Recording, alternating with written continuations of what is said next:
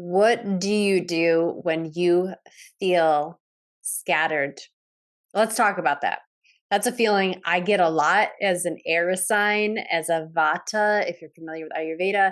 Oh my goodness, as a Libra, it just me in general. Being scattered is something I'm very, very comfortable with. And by the way, the points I'm going to make today are not the exhausted list of ways to ground yourself, but I'm going to give you at least 5 ideas, maybe 6 ideas. I'm looking at my post-it notes. I got 6 ideas for you on ways to actually ground yourself and think differently about what it means to be scattered. Okay? Because this is an issue. Sometimes if we can just figure out one or two little things we can do to avoid feeling scattered, we will find momentum in our lives. This is where you start to feel ease drop into your body and into your week. You might be one grounding skill away from really being your most empowered version this year. So, this is very important. And I want to give you some good news right away, and that is, this isn't hard to fix if you want to think about fixing it at all. Being scattered, as you're going to hear me introduce to you, is not a terrible trait. It's not the end all be all. It's not like you're getting diagnosed with a horrible disease or anything. Like, we have to kind of stop thinking that being scattered is such a bad thing when really it's a symptom of a bunch of other little things that you get to fix right now. So let's go ahead and get into it. How do you actually ground yourself when you're feeling scattered? And what does being scattered really signify? So, the very first thing I want to mention right here is it's okay. It's okay to feel scattered. You know, I feel it regularly. I've changed my relationship to it. So, no longer trips me up. It no longer becomes a thing I worry about. It's no longer a thing. It's no longer a part of my story.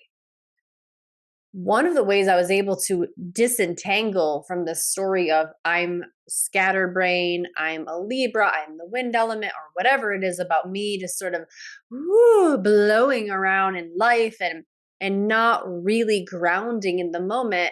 That story was self-perpetuating. So I had to get really clear and figure out quickly how to clean up the energy and edit the energy and edit my relationship to myself when I feel scattered.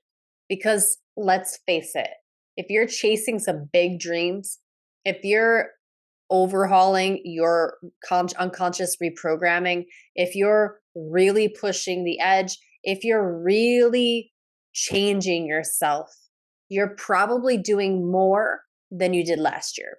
You're probably doing not only more, but different things, different routines than you did last year or the year before. So, that right there, we just need to make room for the fact that sometimes we're going to feel overwhelmed. Sometimes we're going to feel like we're being pulled into different directions. Sometimes we're going to feel like a tornado's in our life or in our head, even, and we can't quite escape it. The very first thing I want you to do is be gentle with yourself. It's okay. It's okay. And sometimes it's a natural cause of all of the incredible things you have going on. Feeling scattered is not the end of the world. It doesn't mean you're failing. It doesn't mean you suck at what you're doing. And it doesn't mean you need to stop. Okay. So, first of all, cut yourself slack. It's okay. The second point I want to make about feeling scattered is that it's just information. That's really all it is. That's really all any emotion or cognitive state you have, physiological state is. It's information. It's data about the moment. It's data about your body. It's data, it's information about something in you or your life. Again, with point number one and point number two, I'm kind of giving you like a free pass to go ahead and feel scattered sometimes. Like, it's actually pretty natural. And now when we use point two to say it's just information, we take the subjectiveness out of it. Okay, that subjective stuff is where we get really reactionary and we get really emotional about it. We end up staying there way too long and we end up building up the story. Nah, we're done with that. Okay, that was old us. This is a new year. Let's just we're done with that. Now I want you to see it as information. And when you do that, it takes the reaction out of it. And now we can get to the next part of this, which is really, well, what type of information is this? What is this saying about me? What is this saying about the moment? This might be saying you need better time management skills. You might be someone who just says yes to everything, which is a great quality about you. Let's not just say we got to change that. Let's just say we got to manage the things you're saying yes to. This is where opening up your Google Calendar, opening up your physical calendar, and actually getting things scheduled is critical here for you. All of my wind elements, all of my scattered brain people, all of my creatives, right? We tend to be very multi-talented, we multi-passionate people. And so we do sometimes overcommit. It's not necessarily a bad thing. Again, let's neutralize it. Let's not make ourselves wrong because we're so fucking amazing. Okay? Let's actually just work with it. Okay? Let's schedule our shit. Let's look at our schedule daily, multiple times throughout the day to make sure that we're not overcommitting, to make sure we actually have our North Star. If it's in your schedule, it's important to you. If it's not in your schedule, it must not be important to you. So, first of all, we got to really look at massage and heal the relationship with our calendar. Okay. We've got to see it as a critical tool for cutting through the BS and actually getting a clear, accurate reading on your life and what you have planned and what you want to do. And geez, is something not getting on my calendar, but it's really important to me? I keep talking about it. Why isn't it getting in your calendar? Right? We can actually learn a lot about ourselves if something is or is not scheduled. But most importantly, relating to the context of today's talk, I really want to get you to understand that when we're scattered, it's information that perhaps we should be or can be learning how to be better time managers. The second piece of information that it might be signaling is that you need to embody more. Do you have an embodiment practice? If not, this is your warning that you need one. Okay. And I don't mean to sound like an alarmist there, but a lot of the shit that's happening in your life or not happening in your life is deeply stemming from the fact that a lot of you still are not dedicating yourself to an embodiment practice. Girl, listen, you're not going to be even 10% better than you are right now. 10% better, 5% better, unless you start to embody. Embodiment is you courageously approaching the moment. Embodiment is you being authentically you, sitting back into yourself and knowing that you have what it takes to figure it out in any moment. Think about that. Embodiment is a process, but it's also a state. Embodiment is a process, meaning I could do radical rituals, which if you work with me ever, you know what radical rituals are. We do them inside of MMM, Manifesting Mastery Membership, all the time in any manifesting work. But they're sneaking into the Rise Revolution in that world, in that body of work as well. Radical rituals are my secret weapon of allowing us to quickly and with fun, with a lot of fucking fun, enter ourselves and open up who we are to the moment. Not who we want to be, not who we think we are, not who we others think we should be, etc., or the better version of us, or the quieter or the smarter version of us. No. Embodiment really is a process of acquiring skills, practicing these skills to actually just crack open who you are truly in this moment. And in this moment. And in that moment, and that one, and the small one, and the big one, and the scary one, and the easy one. Wherever you go, it should be all of you that is consistently entering that moment. When that happens, we enter into the state of embodiment. The state of embodiment is where you are authentically you, no matter where you go.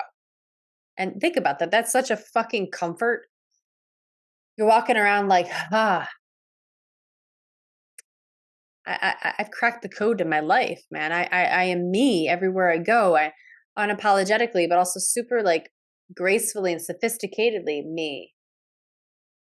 And and that's empowerment too, by the way.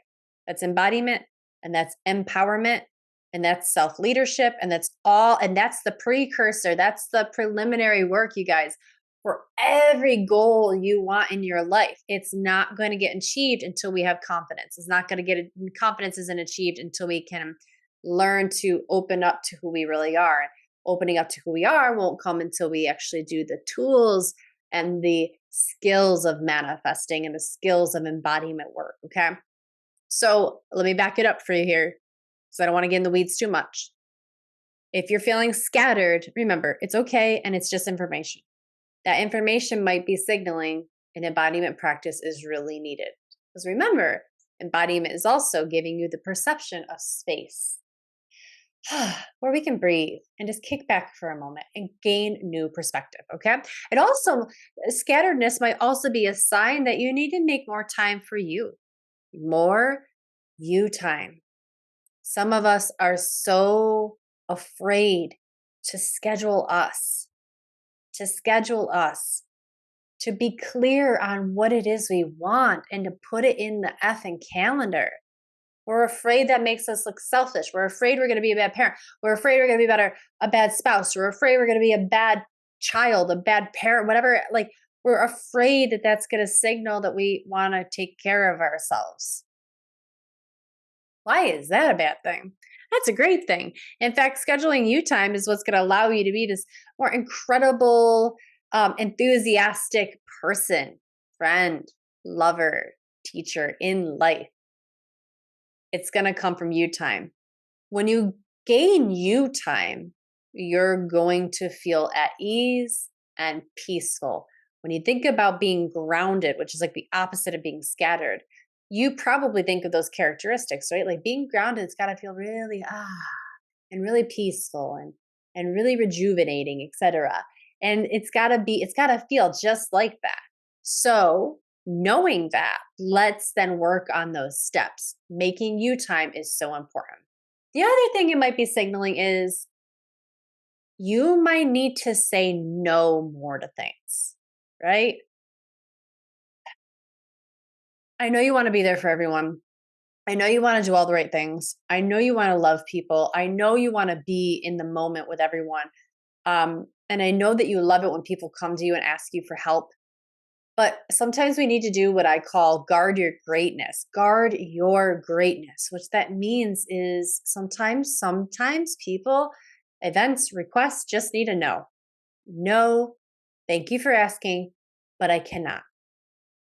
And what that really means is that you understand the priorities in your life. And you understand that by saying no to this, you get to do the other thing. And that's a sign that someone's been doing their embodiment work and someone has been scheduling what's important to them.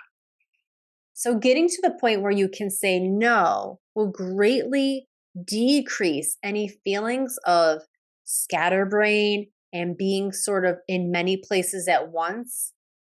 By saying no, remember that you're ultimately saying yes to something else that is important to you. And by the way, you can say no, not right now, maybe at another point. Let me get back to you. That's also appropriate. Okay, let's keep going. And now I want to talk to you about what are some of the things that you can do to actually ground, right? Like points 1, 2, and 3 were kind of philosophical, but let's talk about the actual things you can do with your beautiful body and your beautiful intention and your beautiful time to move from feeling scattered to feeling grounded. Are you ready? Are you guys excited? Yeah, this is good stuff, right? Like, it's good for me to even just remind myself about these things. Breath work, pranayama, breath work. Breath work means that you are actually extending your life force energy. You're increasing your vitality. That's why I like to refer it to the truest word, which is pranayama. Pranayama is the Indian word for breath work. Here in the West, we just say breath work now. It's very popular, and that's fine. I'm glad that people are getting on board with breath work because it's so powerful and so helpful, so effective. But when we say pranayama, we're actually breaking down the word to its truest origin. And we then know the definition to be lengthening or extending the life within you. by manipulating the breath. So isn't that powerful? So well, how does this relate to being scattered? I don't know if you ever feel this way, but when I feel scattered, I actually feel like I'm closed in on, like I've collapsed in on myself. There's no space. And then my heart rate accelerates, and everything just sucks and feels awkward and uncomfortable. And I'm like antsy and I can't wait to plan a vacation and I can't wait to and I'm running around the house and I can't quite get anything done, but I'm making all these little starts. I can start laundry and I can start cleaning up the dishes and I can start doing this and I start doing that, but then I just stop quickly and I'm on to the next thing and right? Like it really sucks to be scattered. So that's why we want to actually lengthen and increase the energy in our body. And this, by the way, goes back to my other point that I was hammering on, which was embodiment. Breath work is one of those tools of embodiment. Remember, I said embodiment's a state and a process. The process of embodiment is working through tools like breath work. Okay. So now you see the connection. Breath work. There are so many different ways to breathe. Inhaling, exhaling, and holding the breath are just 3 different ways. And you can manipulate the ratio and the length of time you inhale versus the length of time you exhale versus the length of time you hold your breath. If you are inside of the Rise membership with me, every month on the 15th, you get an embodiment video, and almost always I walk you through pranayama or breath work. Inside of MMM, the upcoming Manifesting Mastery membership, we go deep into radical rituals. Radical rituals have a robust breathwork component inside of it. So if you're dying to learn a little bit more about breathwork, then stick around and join some of these incredible workshops, incredible courses, and communities with me and memberships that I have coming up. But I want to teach you right now something that you can practice to ground yourself. And it's like a restoration breath. It's a slow breath in and a slow breath out. We make the sound of the ocean on the breath. It's like a hissing noise. It's called ocean sounding breath. The Sanskrit is ujjayi. The translation of ujjayi means the breath of victory. Someone who's victorious is someone who has conquered themselves and feels really good about who they are, right? A victorious person is probably not a scattered person. They're very organized. They've learned how to say no. They've got a deep, awesome, authentic relationship with themselves, right? All of those qualities I was talking to you about, that is a victorious person. So I love Ujjayi breath for that reason and the definition, because when we do it, we are immediately signaling to our minds and ourselves that we are victorious. We have won. There's nothing we need to do other than breathe, and we are in a state of victory. So what you do always is you prepare the body with breath work. You first sit up tall and roll the shoulders up, back, and down. And by the way, this posture right here of slightly lifting the chest, rolling the shoulders up, back, and down, and softening through the face is beautiful for inducing states of confidence and power. Just by that subtle change in your physical posture alone. But now let's double down and add in the breath. All you do, it's really simple, guys. You can do it with me right now. Deep inhale through the nose. Out through the nose, slow exhale. I'm going to get close to the mic here so you can hear it. But what I'm doing is I'm making a hissing sound.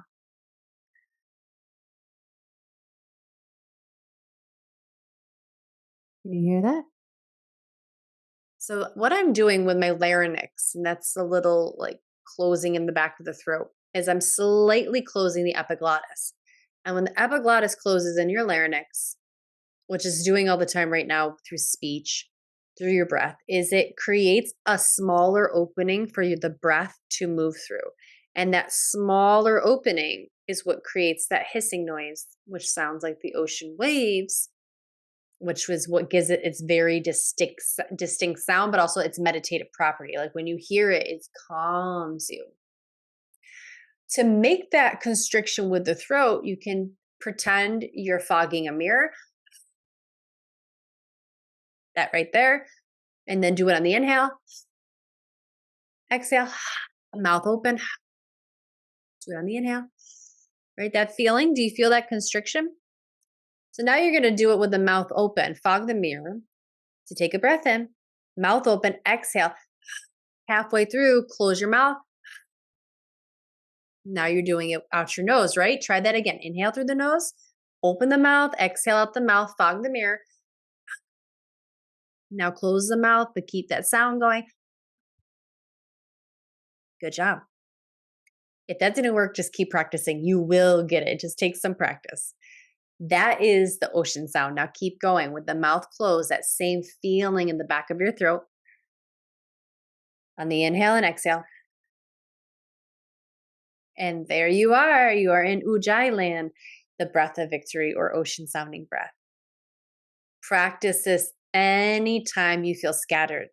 Sit up tall, puff the chest out a little bit, and roll the shoulders up, back, and down. Relax your face, relax your belly, and start Ujjayi. Do this for anywhere from a minute to 5 minutes, and you will reduce your blood pressure. You will decrease cortisol and increase testosterone, which a lot of research shows that that is important, that cortisol goes down, that's your stress hormone, and in testosterone going up, that's your confidence hormone, okay? Confidence is needed to sort of get over the feeling of being scattered, to remind you that, hey, I've got a hold on this situation. Does that make sense? Okay, so there you go. There's some breath work for you. The other point I want to make on how to ground you is nature. Guys, get out into nature. Nature shows up all the time in ecotherapy research. And the nature approach is to say there is tremendous benefit in you getting outside. It decreases blood pressure. It decreases cortisol. It reduces feelings of tension in the body. Studies show that it also reduces glucose. So some people who have diabetes or the precursor signs of it, they have been known to either not get diabetes or decrease the symptoms of it completely and decrease glucose by actually allowing your body to be more relaxed and do its thing, so to speak, while in a green environment. Now, you don't have to go deep into the forest. There's actually some cool research that shows by just like getting your feet on some grass, by seeing a tree outside your window, actually does help. Even images, they measured images of trees and parks and stuff, helps to reduce stress in your body. But I want you to not just look at pictures, I want you to get outdoors, okay? And if you want to take this a step further, speaking of grounding, is actually go outside barefoot. There was a long time in our history when we started to wear shoes that the shoes were made of felt, they were made of leather, they were not made of rubber like they are now. Rubber is an insulator, not a conductor. We are electromagnetic beings. It's everywhere in our body. The earth is an electromagnetic planet. The air, everything about us is electromagnetized. When you have rubber soles on your feet, you are actually preventing the electromagnetic energy of the earth to come up into your body and vice versa, hence non-grounding. Think about an outlet in your house. There's two holes look like eyes, and then there's like a little frowny face underneath it. That frowny face, that third hole underneath, is the grounding part of your outlet. That literally, my friends, is grounding to the earth. That's how this all works. That's why like they learned that we got to ground outlets, otherwise we just get fried out, and this is how fires start. Right? We actually need to ground the energy of the house, all of your outlets, all of your electromagnetic stuff going on in your house into the earth itself, so we don't cause shorts and fires, etc. I kind of think about us being scattered like a fire, like a short. We haven't grounded ourselves. We need to ground ourselves. So you can do that literally by going barefoot outside in the great Mother Nature right on our planet. You're going to feel the electromagnetic energy. I mean, you won't really feel it. You'll perceive that you feel it, but your body is literally connecting to the field of the earth. The earth is connecting to the field of you. And boom, we have ground. That means we have a flow of conductive energy. Sit right down, get your bare ass maybe in the grass. I don't know. Like, really consider how much, lie down. Consider how much skin can I touch to this beautiful planet. And that literally will ground you completely.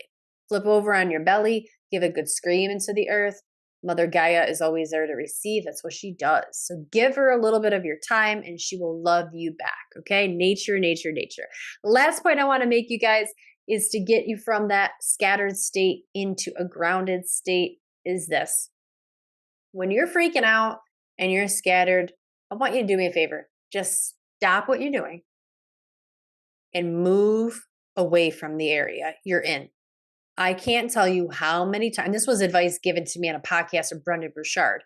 I was wigging out in my brain. I was super stressed. I was like overstimulated and I was scattered. I had so many things I want to do. I had no idea where to start. And his podcast was like, stop when you feel that way, stop what you're doing, get up from your desk and go for a walk. That simple activity resets your entire body. A body in motion is powerful and it will move ideas around. It will move, good juju around, so to speak. But it really does that by getting endorphins going, boosting your dopamine again, getting your serotonin levels right. Everything starts to flow again. Not to mention all the research again that shows that getting up from your desk is so important. But what you're going to do is you're cognitively breaking the cycle of just getting stuck in one way of thinking and one response. Move your body. Stop what you're doing. Recognize, okay, I'm stressed. I'm scattered. I'm freaking out. Stop. Get up. Move out of that room. Get outdoors or do some jumping jacks in place. I'm not even kidding you. Like move your body. It will reorganize your thoughts and change your relationship to that thing. Then go back after like a couple of minutes. Or like me, take a walk around the block. I come back. I'm ready to go. Okay, guys. So let's recap. 1, when you're feeling scattered, it's okay. It's fine. It's supposed to happen every now and again. 2, it's information. Let's take the subjectivity out of it. It's just information. And then I listed off a bunch of different things that it might be signaling for you, okay? Including the big one there, embodiment practice. Also, the ways to work with this to feel more grounded are breath work, practice at Ujjayi, get out into nature. Now you know about your feet and just really grounding for realsies into the earth. And the last point there was stop what you're doing and move your body. Go for a walk, jumping jacks, push up something. Just change up the chemistry and your relationship to that moment. Get unstuck and problem solving will happen for you. Okay, guys, I deeply hope this served you. Thank you so much for being here. Do me a favor, however you're consuming this content right now, underneath the video, or maybe this is in an email form, get back to me. Let me know what you really enjoyed about this video. What really helped you? What were the main takeaways? How do you hope to apply this into your life? And if you're doing this already, come back. Share with me. I love how it's helping you. I'd love to hear from you guys. All right. See you soon, guys. Thanks so much for being here.